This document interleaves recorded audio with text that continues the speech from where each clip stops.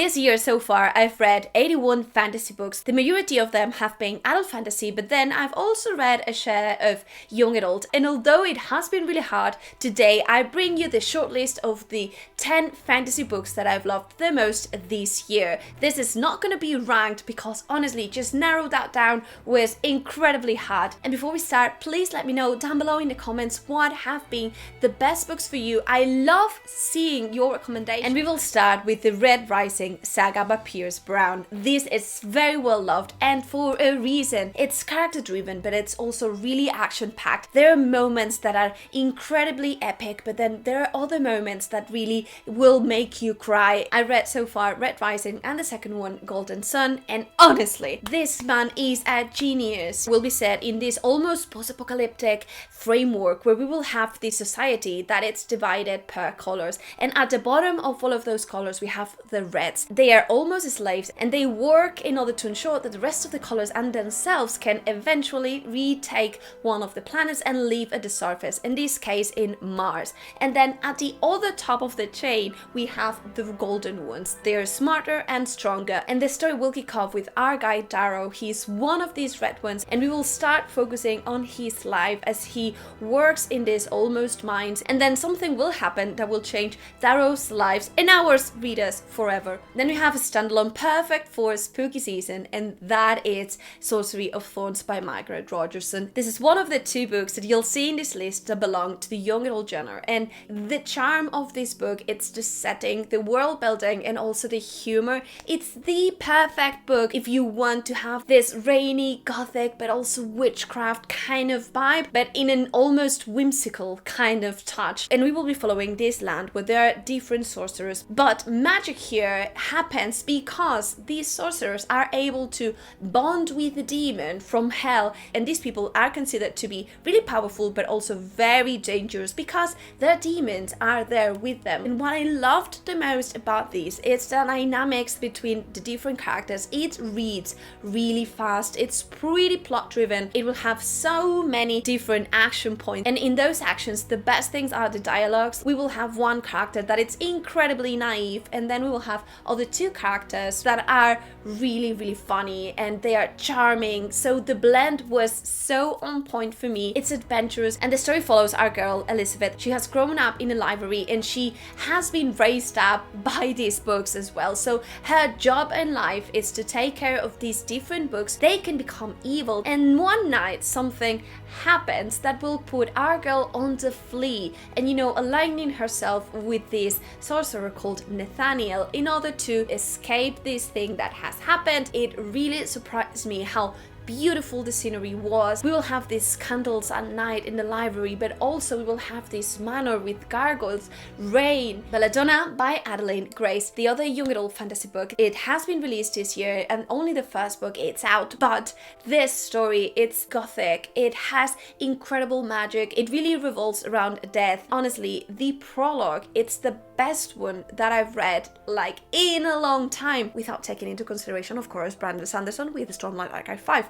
But just reading those first pages, you can already see that this is going to be a new favorite. At its core, it's almost a mystery, and it has therefore this very thrilling, very action-packed, but also almost political maneuvers kind of vibe. A little bit of a slow burn, and the story follows our girl who is unable to die, but she discovers very early on that she starts taking belladonna or any other poison, or she almost dies, that she can start seeing death, and you know, the story will unfold from there. Daughter of the Moon Goddess by Su Lin Tan. This is the first book of a duology. Book 2 is going to be released very soon, so it's a great moment to read it. This book for me was amazing because one, it took this Chinese mythology and we were able to see it. It's not just that it's telling you a story, but that it's taking you on that story. This setting, it's a thing here. You will travel from the moon to the heaven court, to different caves, like to the sea. But beyond that, this character will have this, I want to save my mother. She will need to train. She will need to prove her worth. And there's this almost, I need to pass this set of trials in order to become the best one. And in order to do so, there's so much sacrifice. This is a pretty plot-driven story, and the pacing pacing will be pretty fast. There are moments in which it's as fast as you don't know that a lot of years has passed, and you know, like there's a little bit of instant traveling to different places. But on the other side of the coin, we will get to know our girl throughout different years of her life. The Emperor's Soul by Brandon Sanderson, Demand, The Legend, is such a short standalone. It's outstanding how much he can achieve with just 100 and a little bit more pages. For me, this was a surprisingly emotional read, and I adored every page of it. We will see a lot of good elements here, like different types of magic, one based on blood, but other one based on scribing objects, elements, and ensuring that these elements can be changed. Our main character is able to imbibe with life these things and therefore change them. The premise is that we will have our girl that it's able to inscribe things, right? And this magic, it's almost forbidden, and she wakes up in jail one day, but she discovers that the people here has a little bit of a special mission for her because the emperor has suffered a terrible accident and they need her to craft anew his soul. Therefore, we will start a session of she understanding and she crafting these elements where there's a lot of different political maneuvers, and overall her magic, it's forbidden. For all of you that also have read Stormlight Archive, these seem to me kind of like a first idea of Shala. I think it was really similar, Shalan's character, for the wolf and for the throne. So the Wilderwood duology, it's also considered fantasy romance. It isn't spicy, it isn't steamy, there's a slow burn. In theory, it's a Beauty and the Beast retelling, but it's super loose. I found it actually really enthralling. The magic, it's fantastic, and the best thing for me was that the relationship between these two sisters, their bond, it's really well treated here. Also, there's this amazing blend between politics, also religion, also love, there's this slow burns, and overall there's this myth, this prophecy of something that is going on. We will be following this land where the people long time ago were able to subdue magic, and now the magic, it's kind of like taken care of by this wolf that lives in this forest. And as a result, the people has decided that this wolf needs a sacrifice in order to be happy and content. And the story just kicks off like that, with our girl being this second daughter and she being delivered to this wolf in this forest that is in perpetual twilight. The Droning Empire series, 2 out of 3 books are out. This year I read The Bone-Shard Emperor and I loved it. It's a book that I read in January and I'm still obsessed with it. Andrea Stewart really has a unique power of crafting a world that it has a blend of sci-fi, of horror, of fantasy, that has characters that are grey but at the same time are really compelling, and a story that overall has so many different angles to it. We follow this land that previously was almost conquered by these monsters that had elemental magic. As a result, the emperor developed this magic called the Bone-Shard magic, and this consists on he being able to inscribe different bones taken from the people, and that he is able to place in these creatures, and these creatures are their commanded. There's a little bit of a tribute slash sacrifice that the people needs to do. These monsters retrieve energy from these bones, and when these bones are exhausted, the person will also die. And the story kicks off with us kind of like in the present. This has happened like years in the past. There are different generations of emperors now. People is starting to get sick, and we'll see different points of view in this story. The first book, I believe it really touches on 5 or 6 different points of view. Second book, it will be narrowed down. One of these main characters is of this daughter of the emperor. She does not remember anything, and she needs to learn this magic almost from anew, because otherwise she won't be able to rule this land. And we will see a little bit of her path as she is competing and how she gets there. And then we will also see these anti-hero kind of character that has a little bit of an animal companion, as he almost accidentally starts to become a hero of the people, but he has really his own agenda. Thrilling environment, fantastic hard magic system, and the twists and turns that you will see with this book are incredible, and I did not expect it. Promise of Blood, or the Powder Mages trilogy by Brian McClelland. I've only read the first book so far, so I cannot really tell about the whole trilogy, but this book is one of the best ones that I've read. It has a blend of different tropes that I really love. We will see different points of view. We will have a hard magic system with different layers. We'll have a lot of politics, a lot of war, but there's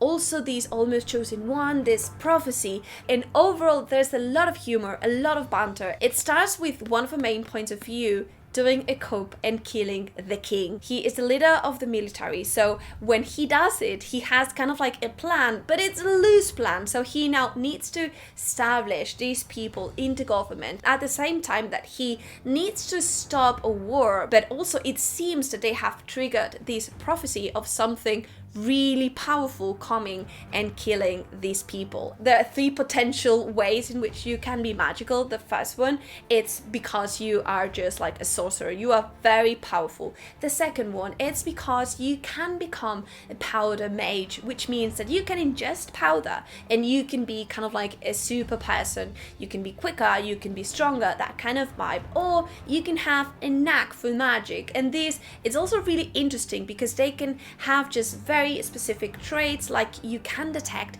if someone lies, you never sleep, like that kind of small things that overall made the story really rich. The Greenbone Saga by Fondalee with the first one, Jade City. I have not read yet book 2 and book 3, but I cannot wait. This is a very character-driven story, which I adored. It has been pitched as this Godfather story, but with magic and in this Asian-inspired setting. And although I agree, it is so much more than that. In this story, everything matters. Fondalee, it's a master. She's able to craft chapters where it might seem that there's not a lot going on, but the reality is really different. Like you see that a lot of things are happening and how our characters are ever evolving, ever changing. It's so easy to be invested in this story, to feel for them. We'll have this land where they have Jade. Jade, it's able to provide you with special powers, like you can become a super person, and by you wearing that Jade, you are becoming more and more powerful. Not everyone can do it, and it's very frequent for some people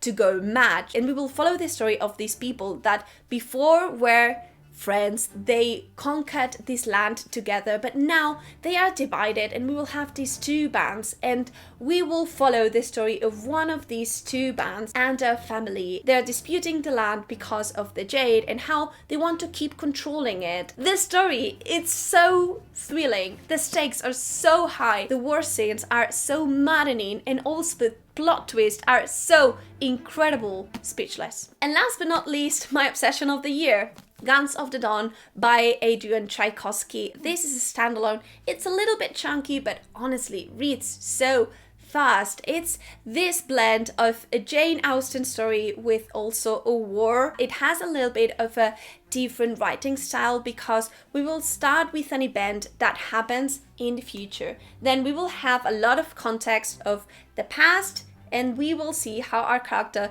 gets to that moment, and then, you know, like the story progresses. This going into the past and not jumping straight to the action was something that a lot of people found to be difficult to engage with. In my case, it's the thing that made me love the book the most. It allowed me to know our character's past and also how she get into that moment. And we will follow this character. She's the oldest daughter of this family, therefore she needs to marry in order to ensure that her house is well taken care of. But this land, however, starts to play a role in a war with this neighbor land. And although at the beginning you see only different elements of this war kind of like affecting the day-to-day of these people, eventually this war, it's not being resolved and everyone starts to get drafted to war, and our girl will be no exception. I thought it was so incredibly well established. Like, things happen, things matter. It was written incredibly. There's this slow burn also that it's to die for. The character, it's brave, she is realistic, and honestly loved it. It was such a joy to read. It's this type of book that you can forget everything that surrounds you, like you just been focused on a book, and I adored it. Let me know down below what are the best books for you so far. I'd love to chat afterwards in the comments, and I hope to see you soon.